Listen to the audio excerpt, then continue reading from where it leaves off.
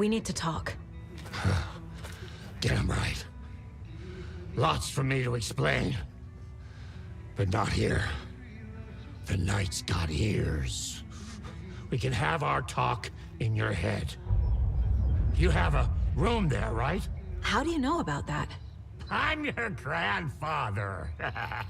What don't I know?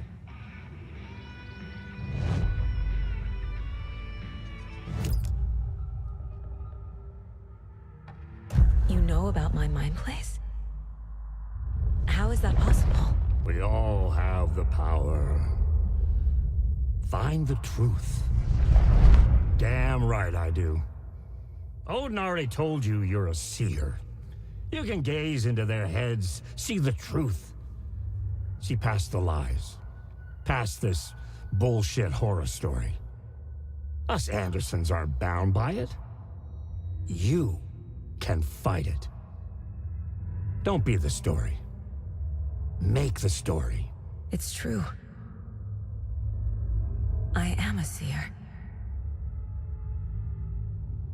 I have a power. My mind place is more than I thought it was. This isn't my intuition. I'm seeing their thoughts. Is this why I know the truth about Logan? While everyone else forgot?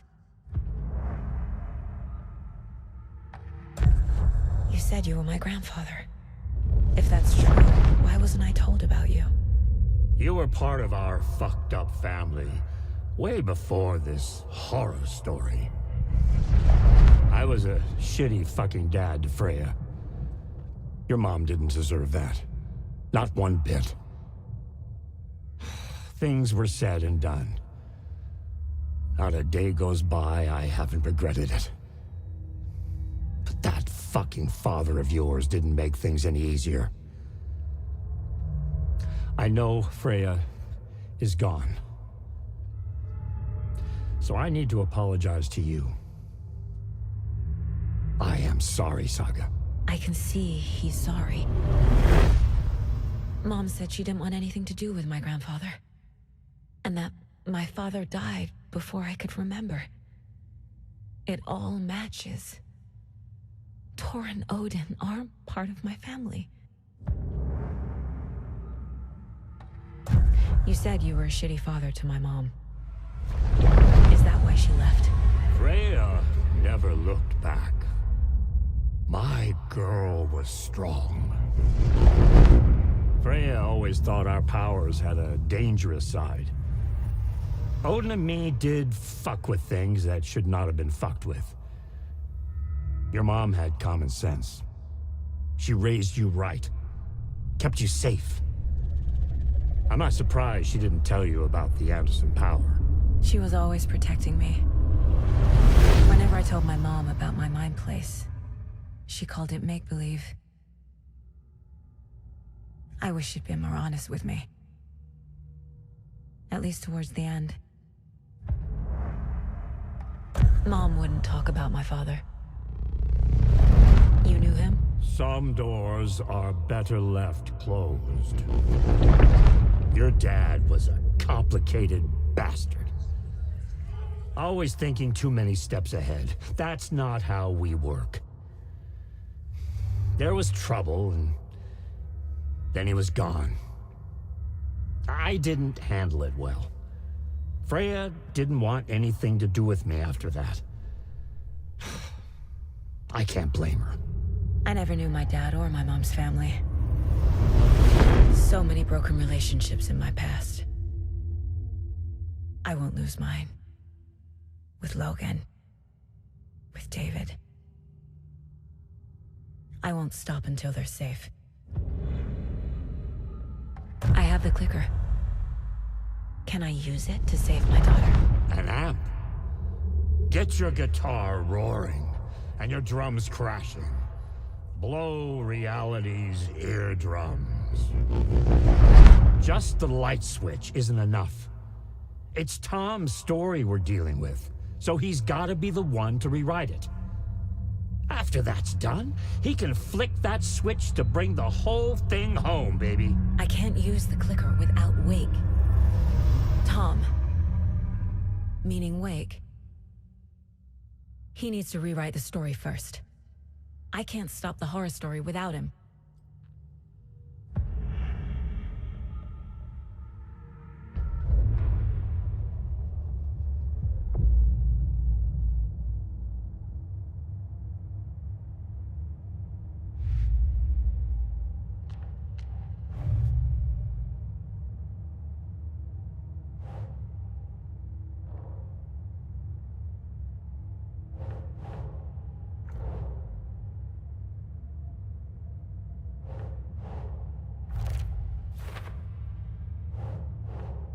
Think, Saga.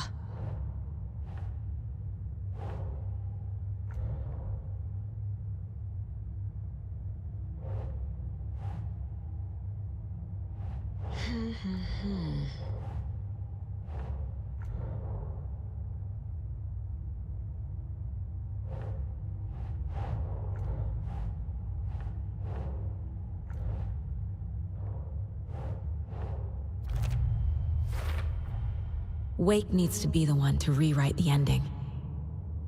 And I'll need to keep an eye on him.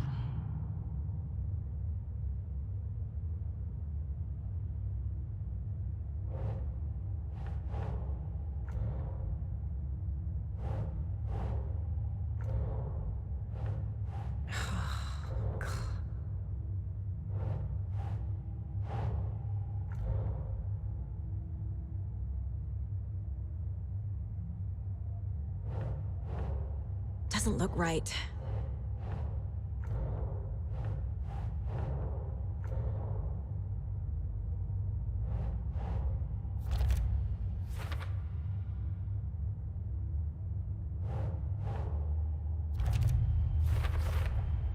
Overlaps require pieces of art to enter. Is that because of the Dark Place's focus on art?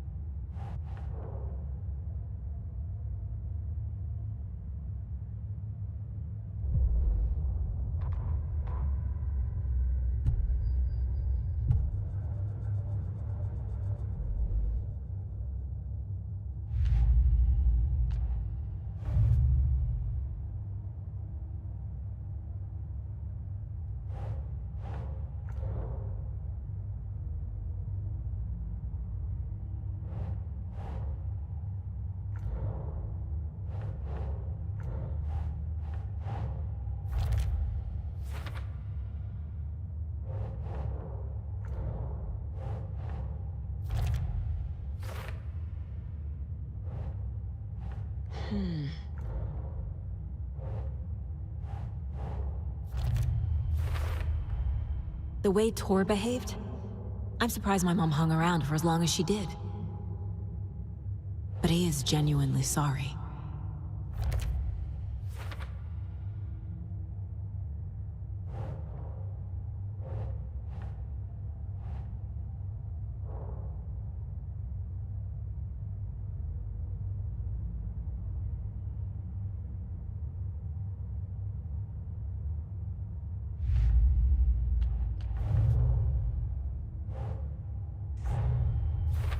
Wake wrote Logan into the story. He had no right to use her like this. There is still time to make him fix it. I won't give him a choice. Tor is here, in the overlap. Gotta find him and get the fuck out.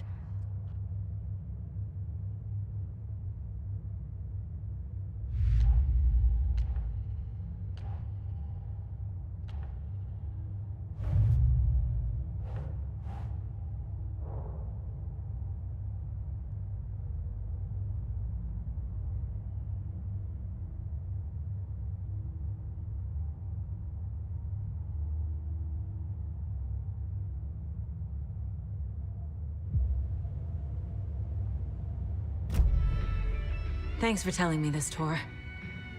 I need to go find Wake. To stop this. The old gods of Asgard will be ready to help. Me and my bro will bring the rock when you need it. Remember, your daughter is alive. Just kept from you by this bullshit horror story. I needed to hear that. Thanks, Grandpa.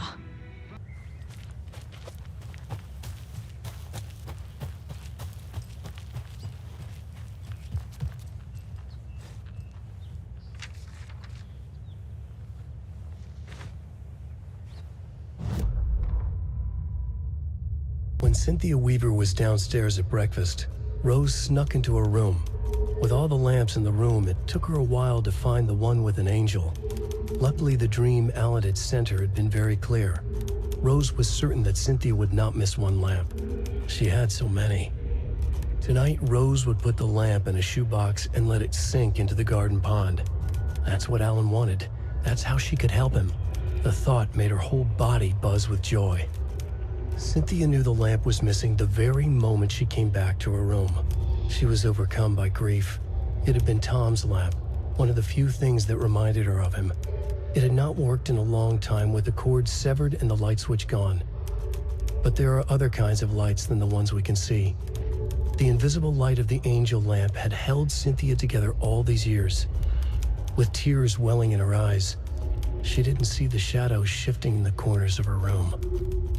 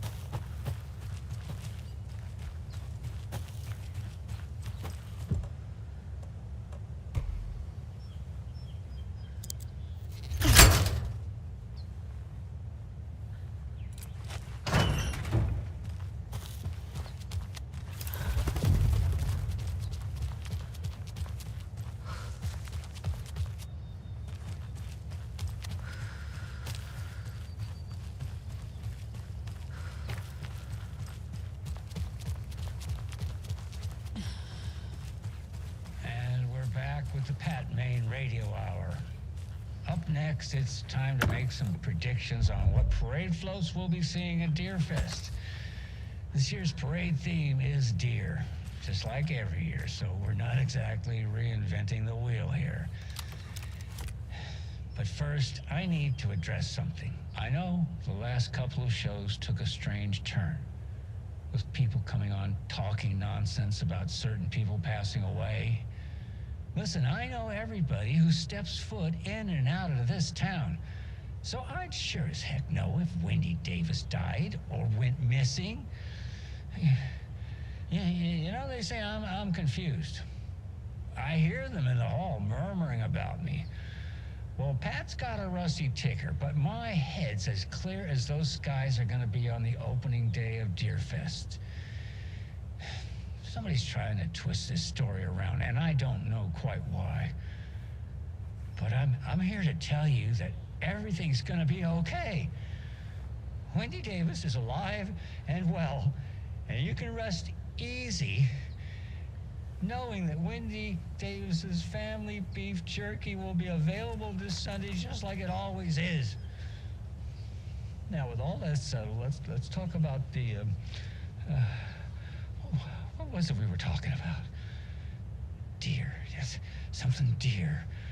Hold on, let me think real quick. Right. So first, I just want to mention that I know the last couple of shows took a strange turn, with people coming on talking nonsense about certain people passing away. Wait, did we talk about this already? I think we... No, I definitely said this already.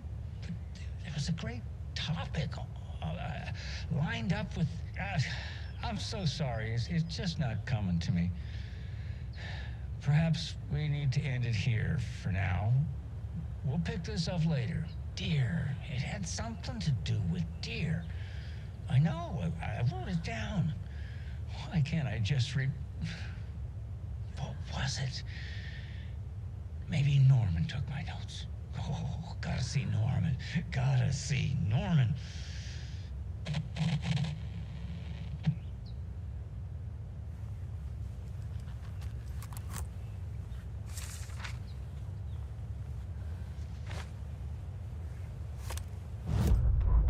Every night was bingo night at the Valhalla nursing home.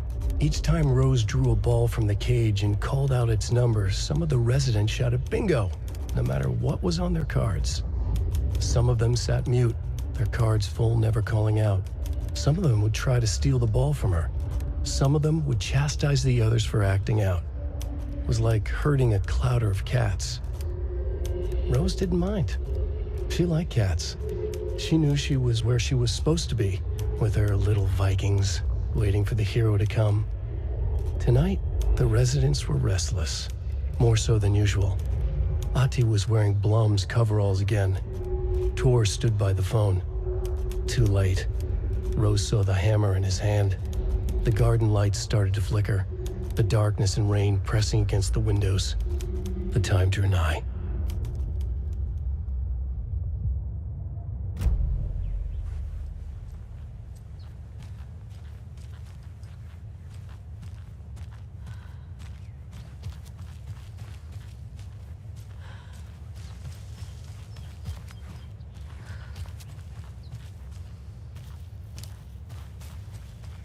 More of those kids' lunchboxes.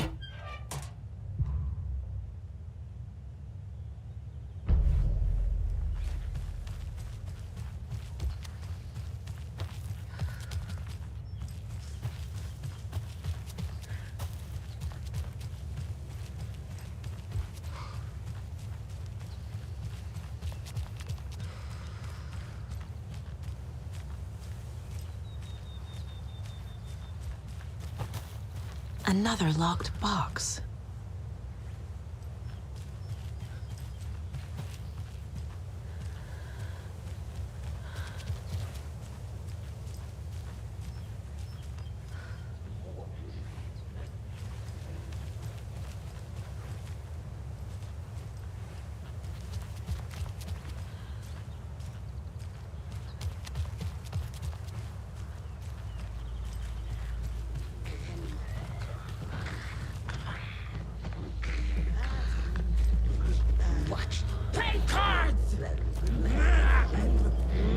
Cauldron Lake General Store!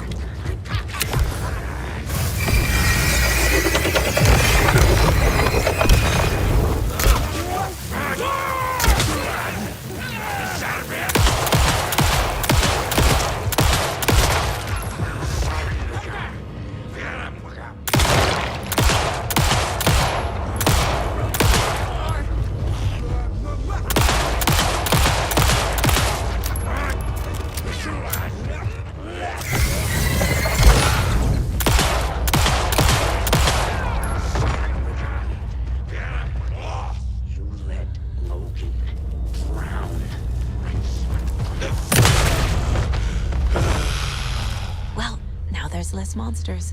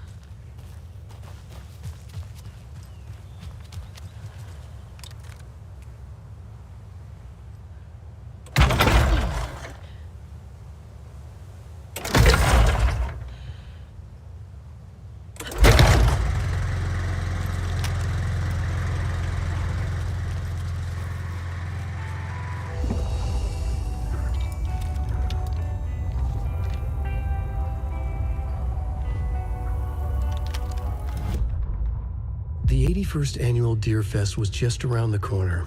Everyone in Bright Falls was bustling. There were banners to be hung, pies baked, deer masks sold. Bright Falls had made the top 100 American small town list for its modest rustic charm. The town expected a lot of tourists this year, but a shadow hung over the Deer Fest preparations. The forecast promised rain. Fearful whispers promised more murders. The police were on high alert. Sheriff Breaker had deputies patrolling the streets at night. Bright Falls was no stranger to odd happenings, but to cancel Deerfest? Out of the question. The townsfolk were anxious, their anticipation mixed with fear.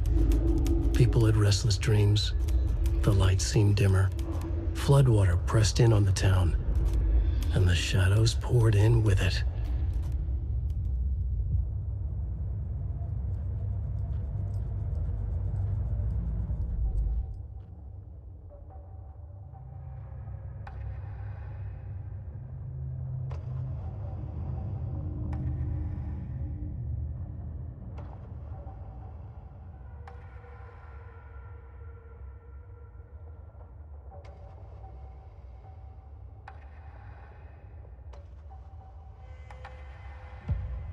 Saga fired the rifle, hit the Taken again, pulled back the bolt to reload. She fired again, another hit, faster, again, yet faster, again.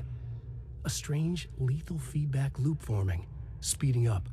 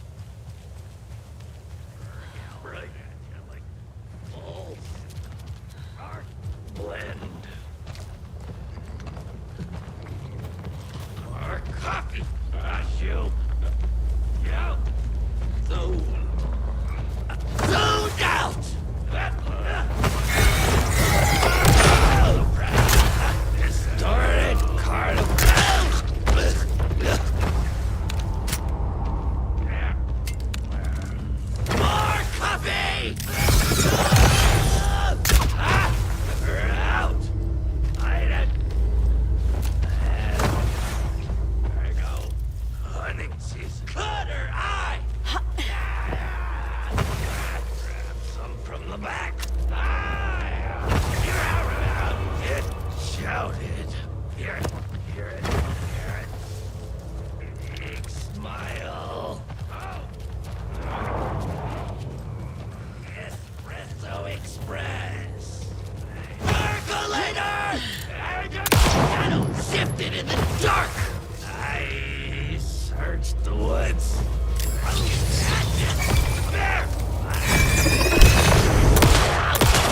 Crossing a lot.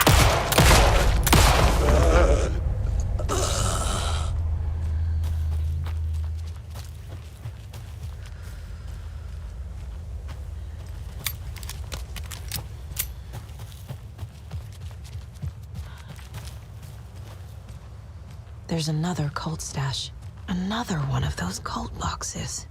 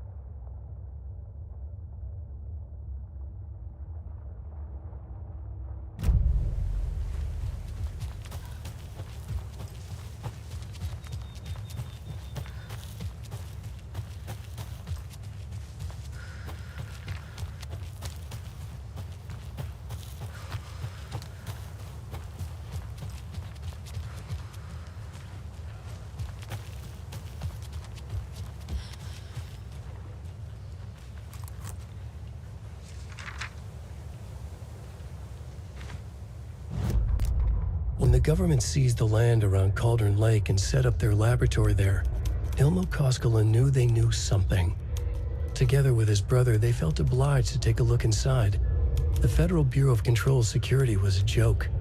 The Koskelas walked in delivering coffee. Back in Watery, they pored over the stack of files they grabbed. The FBC was researching something in the lake, something they called the Shadow. Everyone who went into the lake came back a monster. Hartman had gone into the lake. He'd come back bad. The FBC had captured him, interrogated him. Based on his ravings, Barbara Jagger had gone into the lake as far back as the 60s. She'd come back bad. The writer, Alan Wake, had gone into the lake. He'd faced Jagger, pushed some mystic light switch into a hole in her chest, flicked the switch and gotten rid of her. If Wake ever came back, he was bound to be bad as well.